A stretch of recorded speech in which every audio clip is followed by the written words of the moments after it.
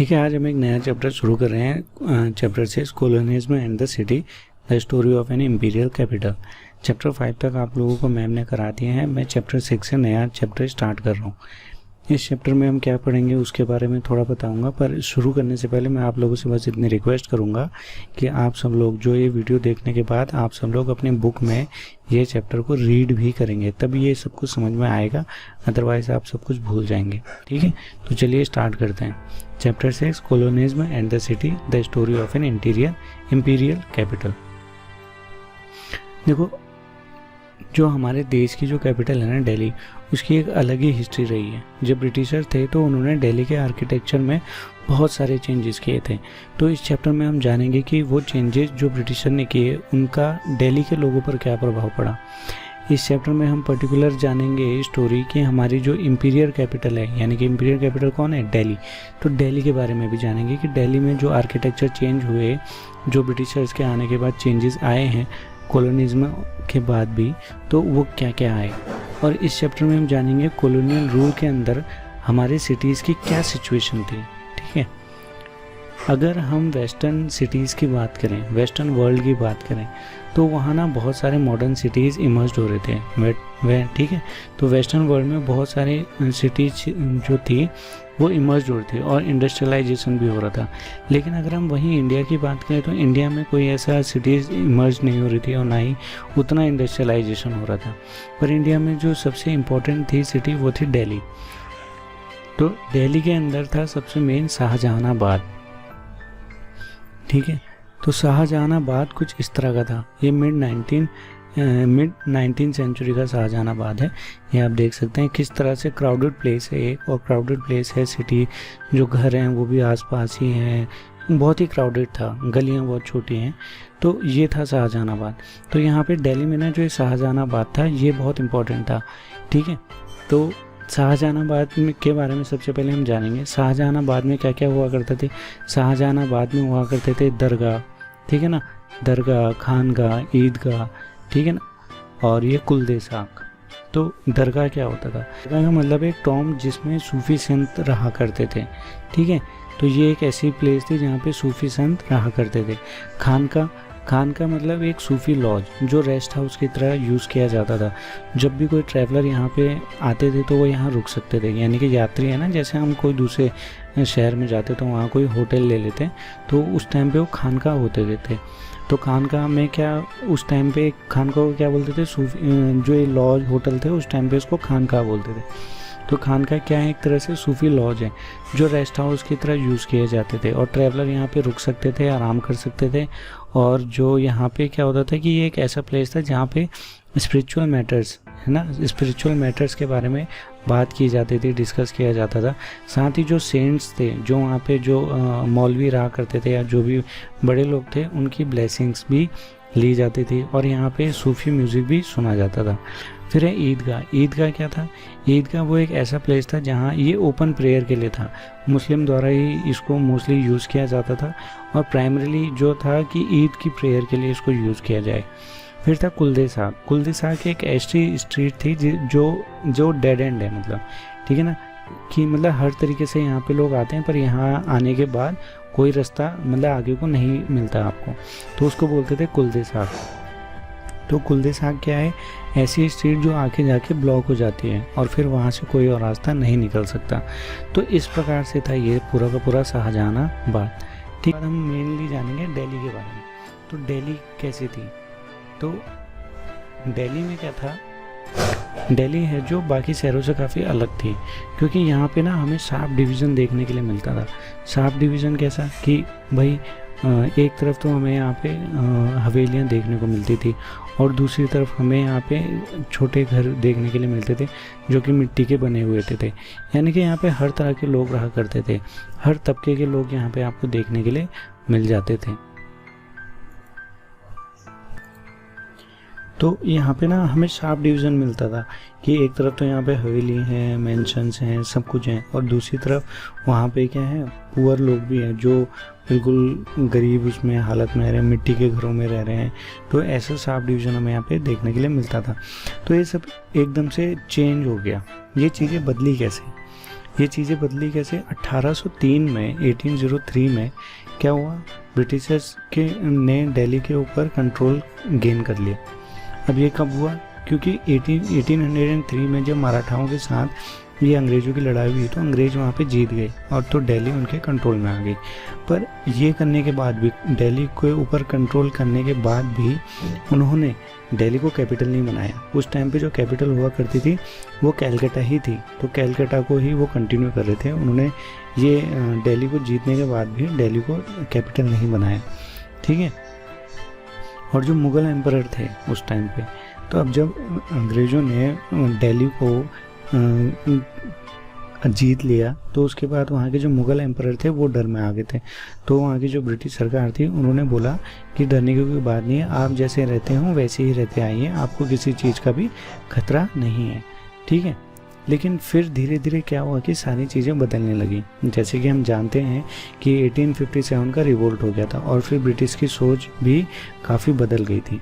तो जो modern city आज हम देखते हैं ना, वो डेवलप हुई थी 1911 में, ठीक है। जो दिल्ली था वो 1911 के बाद जब ब्रिटिश इंडिया ने दिल्ली को कैपिटल बनाया, उसके बाद की दिल्ली जो हम देखते हैं वो आज हम देखते हैं वो 1911 के बाद की है। तो 1911 में जब दिल्ली कैपिटल बन जाती है तो इसके आर्किटेक्चर में ना काफ़ी चेंजेस आते हैं। तो पहले क्या होता था, जो दिल्ली था वो बहुत ही अलग थी और शहरों के मुकाबले में। ये जो क्या हुआ करता था कि पहले जो सिटीज़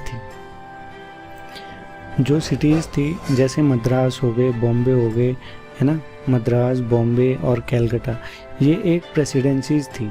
प्रेसिडेंसीज क्या होती हैं कि जहाँ से वो लोग पूरा का पूरा रूल करते हैं, एडमिनिस्ट्रेटिव पर्पज़ के लिए बनाई जाती हैं, यहीं से पूरा रूल किया जाता है। तो प्रेसिडेंसीज थी बॉम्बे, मद्रास, बंगाल, तो यहाँ से लोग पूरा का पूरा रूल करते थे। और कैलकाटा तो यहाँ की क्या थी, कैपिटल थी उस टाइम पे। तो वहाँ पे क्या होता था, साफ डिवीज़न देखने के लिए मिलता था हमें, किन के बीच में, अंग्रेज़ों के बीच में और क्या इंडियंस के बीच में। तो उन्होंने क्या किया, यहाँ पे क्या करते थे वो लोग कि अलग होकर रहते थे। ये बंगाल हो गया, मद्रास हो गया और कैलकाटा हो गया, यहाँ पे जो अंग्रेज़ रहते थे वो बिल्कुल अलग होकर रहते थे, इंडियंस के साथ घुल मिल के नहीं रहते थे। उन्होंने इंडियंस को एक जगह दे दी थी रहने के लिए, वहाँ उस जगह को बोलते थे वो ब्लैक एरिया, कि जहाँ पे सिर्फ इंडियंस ही रहेंगे। और जहाँ पे ब्रिटिशर्स रहेंगे उस एरिया को वो खुद बोलते थे कि वाइट एरिया। तो वाइट एरिया जो बिल्कुल अलग सा वेल लेआउट, वेल मैनेज, ऐसा एक अच्छी सी जगह बनाई थी उन्होंने अपने लिए, तो उसको वो लोग वाइट एरिया बोलते थे। और एक दूसरी जगह जो थी वहाँ पे वो इंडियंस को ही रहने देते थे और वो कहलाता था ब्लैक एरिया। लेकिन जहाँ तक बात है दिल्ली की, दिल्ली में ऐसा नहीं था कि ब्रिटिशर्स वहाँ मिलजुल कर ही रहते थे। यहाँ के राजा महाराजाओं के साथ फेस्टिवल को एंजॉय करते थे, ट्रेडिशन को भी एंजॉय करते थे और यहाँ के उर्दू लैंग्वेज जो थी हर चीज़ को रिस्पेक्ट भी करते थे। लेकिन 1857 के रिवोल्ट के बाद यहाँ पे काफ़ी चेंजेस आ गए, ठीक है ना। ये सब था पहले, मतलब यहाँ दिल्ली में सब मिलजुल कर ही रहते थे, अंग्रेज भी हो गए, इंडियंस भी हो गए सब। जबकि बाकी जो शहर थे वहाँ उतना मिलजुल के नहीं रहते थे, वहाँ पे अलग अलग रहते थे। जहाँ पे इंडियंस रहते थे उनको बोलते थे वाइट ब्लैक एरिया, और जहाँ पे अंग्रेज रहते थे उनको बोलते थे वाइट एरिया। तो इस तरह से वहाँ पे वो रहते थे। लेकिन दिल्ली में ऐसा नहीं था। पर जब 1857 का रिवोल्ट हुआ तो बाद में क्या हुआ, जब इन्होंने कैपिटल बनाई दिल्ली को और ब्रिटिशर्स का रूल वहाँ पे इस्टेब्लिश हो गया, तो ब्रिटिशर ने ये कोशिश की कि वो लोग ना इंडियन से यहाँ पे भी अलग अलग हो जाएं और दोबारा से अपने एक अलग ही किंगडम को स्टार्ट करें, ठीक है ना। अब इन्होंने क्या किया, अलग ही किंगडम को स्टार्ट करना शुरू कर दिया और ये क्या चाहते थे, अपने कंट्रोल को और भी ज़्यादा मजबूत करना चाहते थे। ऐसा करने के लिए उन्होंने कुछ डेवलपमेंट भी किए, जैसे कि दिल्ली कॉलेज का इस्टेब्लिशमेंट हुआ था 1792 में, ठीक है। जो 1792 के टाइम पे यहाँ पे इस्टेब्लिशमेंट हुआ था दिल्ली कॉलेज का। तो वहाँ पे क्या हुआ था, उस टाइम पे ग्रेट जो इंटेलेक्चुअल होते थे, उस टाइम के महान जो लोग होते थे, साइंटिस्ट हो गए, है ना, साइंस के, ह्यूमैनिटीज़ के, उर्दू लैंग्वेज के, तो ऐसे ऐसे जो इनके महारथी हुआ करते थे उस टाइम पे, तो वो लोग भी इंडिया में आने लग गए थे। ये काफ़ी विकास भी हुआ उर्दू लैंग्वेज का भी, साइंस का भी, ह्यूमैनिटीज़ के एरिया में भी।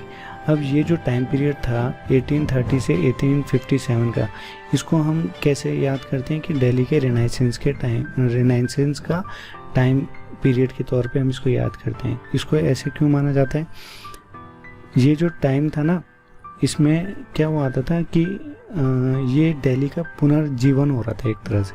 पुनर्जीवन से मतलब है यहाँ पे नए नए चेंजेस आ रहे थे, नए नए रिफॉर्म्स आ रहे थे, लोगों को नए नए आइडियाज़ सूझ रहे थे, लोग नए अलग अलग तरह की बातें कर रहे थे, लोग मॉडर्न हो रहे थे, उनकी जो थिंकिंग थी वो भी ज़्यादा विकसित हो रही थी। इस तरह की चीज़ें होने लगी थी उस टाइम पे। और ये जो टाइम था, पीरियड था ना, वो बहुत इंपॉर्टेंट माना जाता है दिल्ली के लिए। तो इसको बोलते हैं रेनेसेंस, मतलब पुनर्जीवन करना, यानी कि यहाँ पे सब कुछ दोबारा से सब कुछ नया हो रहा था। तो 1830 से 1857 के बीच में जो भी रेनेसेंस था, दिल्ली रेनेसेंस, वो हुआ था। अब जब ब्रिटिशर्स ने ये सब कुछ इस्टेब्लिश कर लिया था तो वो सब चाह रहे थे कि जो पुराना मुग़ल पास्ट है ना, ये जो पुराना मुग़ल पास्ट है वो सब भूल जाएं। इंडिया में जितना भी पुराना मुग़ल पास्ट है वो सब भूल जाएं, और दिल्ली में वो सारी चीज़ें, वो सारी पुरानी यादें वो मिटा देना चाहते थे। वो सिर्फ चाहते थे कि लोग बस हमें याद रखें, हम जो चाहते हैं हमारे हिसाब से ही हो, हमारे हिसाब से आर्किटेक्चर हो, हमारे हिसाब से एडमिनिस्ट्रेशन हो, और हमारी ही तरह लोग सोचें और हमारे ही तरह काम करें। वो ऐसा चाहते थे। ऐसा करने के लिए उन्होंने सबसे पहले रेड फोर्ट के आसपास का जो इलाका था उसको पूरी तरीके से साफ़ कर दिया। ठीक है, रेड फोर्ट के आसपास के जितना भी इलाका था उसको पूरी तरीके से साफ़ कर दिया।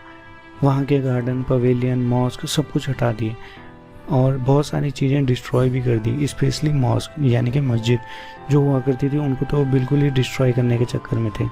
वो यहाँ तक कि चाहते थे कि मस्जिद को या तो ख़त्म ही कर दो, या तो बंद ही कर दो, या फिर उनको किसी और काम के लिए इस्तेमाल करो। इनका टेंपल पे यानी कि जो मंदिर होते थे उन पे ज़्यादा टारगेट नहीं था, क्योंकि ब्रिटिशर्स का जो गुस्सा था वो ज़्यादातर मुस्लिम्स पे था। वो मुस्लिम्स को अच्छा नहीं समझ रहे थे। वो सोच रहे थे कि जो 1857 का रिवोल्ट हुआ था उसमें ये मुगल्स लोग, जो मुस्लिम लोग थे, इन लोगों ने बढ़ चढ़ कर हिस्सा लिया था। तो इसलिए जो अंग्रेज़ थे वो मुस्लिम्स लोगों पे ज़्यादा ट्रस्ट नहीं कर रहे थे। इसके बाद क्या होता है कि ब्रिटिशर देख रहे थे अब जब सिटी है उसमें सारा आर्किटेक्चर चेंज करना है, और क्योंकि वो चाहते थे जो मुग़ल हैं उनके टाइम में जो डेवलपमेंट हुए हैं उनके कॉन्ट्रास्ट में सब चीज़ें बनानी थी। तो उनके लिए सबसे पहले उन्होंने काम किया वो ये था कि सिक्योरिटी रीजन के तहत उन्होंने क्या किया, बड़ी बड़ी सड़कें बनाई, बड़ी बड़ी, ठीक है, लंबे लंबे रास्ते जो होंगे बड़े लंबे होंगे, लंबे चौड़े होंगे, साफ़ सफाई होगी। ठीक है, मॉस्क की जहाँ तक बात है तो उनको या तो डिस्ट्रॉय कर दिया जाएगा या फिर किसी और चीज़ के लिए इस्तेमाल किया जाएगा। जैसे कि यहाँ पे है जिनातल मस्जिद। जिनातल मस्जिद को जो थी उसको बेकरी में कन्वर्ट कर दिया था, और यहाँ तक कि जामा मस्जिद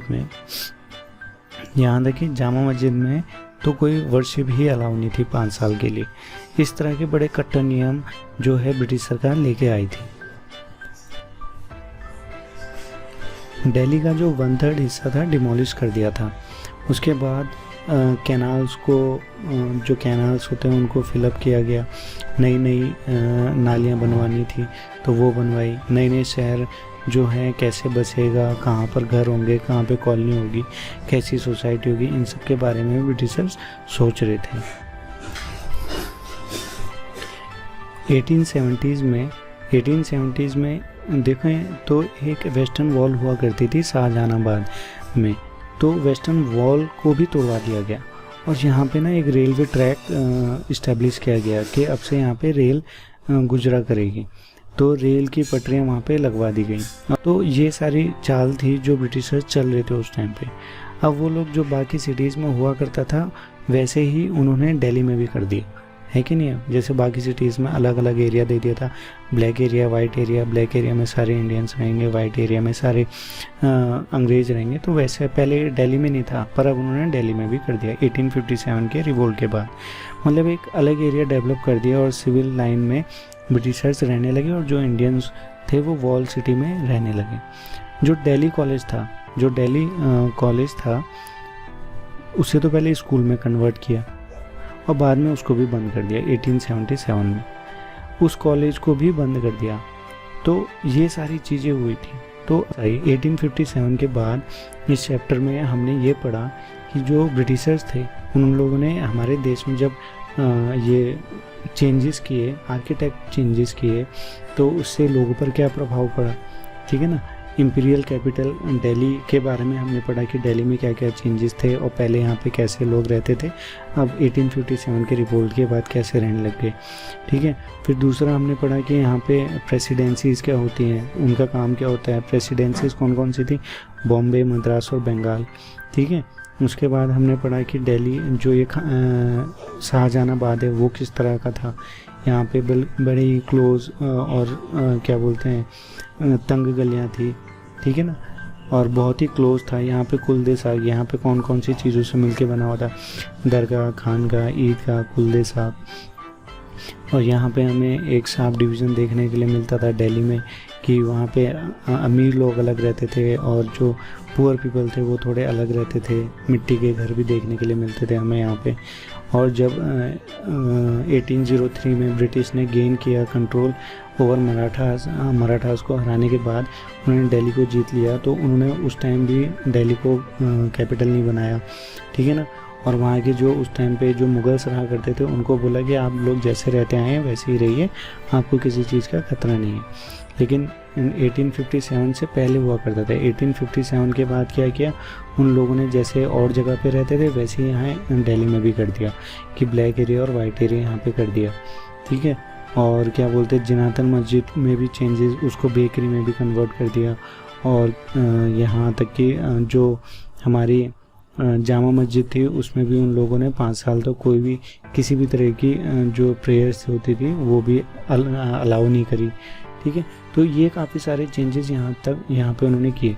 तो ये जो चैप्टर है आप लोगों को यहाँ पे पेज नंबर 69 तक पढ़ना है। तो ये आपका होमवर्क है कि आपने इस चैप्टर को पेज नंबर 69 तक रीड करना है। मैं याद भी करने के लिए नहीं कह रहा हूँ, सिर्फ और सिर्फ रीड करना है। इस चैप्टर यहाँ पेज नंबर 69 तक आपको रीड करना है, ये आपका होमवर्क है आज के लिए।